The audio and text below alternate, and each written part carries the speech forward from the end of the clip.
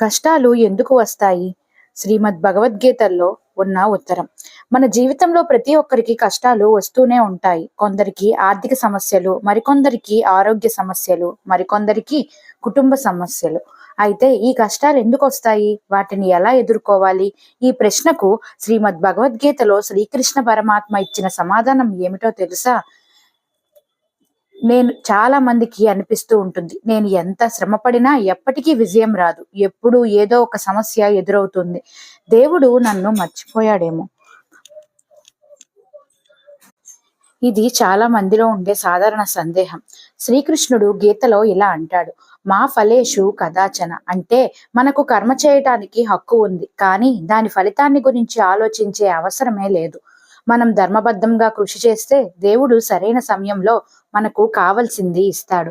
కష్టాలు మన పాత కర్మల ఫలితంగా వచ్చి ఉండవచ్చు, కానీ భక్తితో నమ్మకంతో ముందుకు సాగితే అవి తీరిపోతాయి. ప్రతిరోజు కనీసం 5 నిమిషాలు గీతా శ్లోకాలని వినటం లేదా జపం చేయటం మొదలు పెట్టండి. ఉదాహరణకి ఓం నమో భగవతే వాసుదేవాయ అంటే మన మనస్సు స్థిరపడుతుంది, సమస్యలపై దృష్టి స్పష్టంగా ఉంటుంది. ఎందుకు శత్రువులు ఎక్కువ అవుతున్నారు? భక్తులకు శ్రీమద్ భాగవతంలో సమాధానం. మనకి ఎవరితోనూ శత్రుత్వం ఉండకూడదని మనసు కోరుకుంటుంది, కానీ జీవితంలో కొన్ని సందర్భాల్లో మన మీద అసూయపడి మనకి నష్టం కలిగించాలనుకునే వారు కొందరు ఉంటారు. మరి భక్తుడికి శత్రువులు ఎందుకు వస్తారు? ఈ ప్రశ్నకు సమాధానం శ్రీమద్ భాగవతం ద్వారా తెలుసుకుంటాం. చాలా మంది భక్తులు ఇలా అనుకుంటారు, నేను ఎవరికీ హాని చేయలేదు, నిన్ను నమ్ముకొని జీవిస్తున్నాను దేవుడా, అయినా నా చుట్టూ శత్రువులు ఎందుకు అని మనం తరచూ ఆలోచిస్తూ ఉంటాము. శ్రీమద్ భాగవతంలో ప్రహ్లాదుడు చెప్పిన ఒక మాట ఉంది, భక్తునికి శత్రువులు ఉన్నారు అంటే అది ఆయన భక్తిని పరీక్షించే అవకాశం మాత్రమే. దేవుడు మన స్థైర్యాన్ని, మన భక్తిని పరీక్షించడానికి కొన్నిసార్లు శత్రువుల రూపంలో మన ముందు బంధాలను పెడతాడు.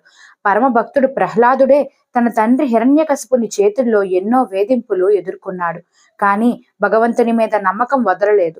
చివరకు దేవుడు స్వయంగా వచ్చి అతన్ని రక్షించాడు. మీ చుట్టూ నిందించేవారు, అసూయ పడేవారు ఉన్నా వారితో తగు పడకండి.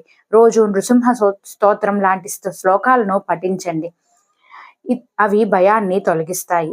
ఉగ్రం వీరం మహావిష్ణుం జ్వలంతం సర్వతోముఖం నృసింహం భీషణభద్రం మృత్యో మృత్యుం నమామ్యహం. ఇలాంటి శ్లోకాలు చదవడం వల్ల భయాన్ని తొలగించి ధైర్యాన్ని ఇస్తాయి. ఈ మాటలు మీ మనస్సులో కొత్త ధైర్యాన్ని నింపుతాయనే నమ్మకం ఉంది. ఇలాంటి మరిన్ని శ్రద్ధాభక్తుల కథలు తెలుసుకోవాలంటే నా ఛానల్ను సబ్స్క్రైబ్ చేసుకోండి. నా వీడియో మీకు నచ్చినట్లయితే వీడియోని లైక్ చేయండి, షేర్ చేయండి, కామెంట్ చేయండి. Thank you.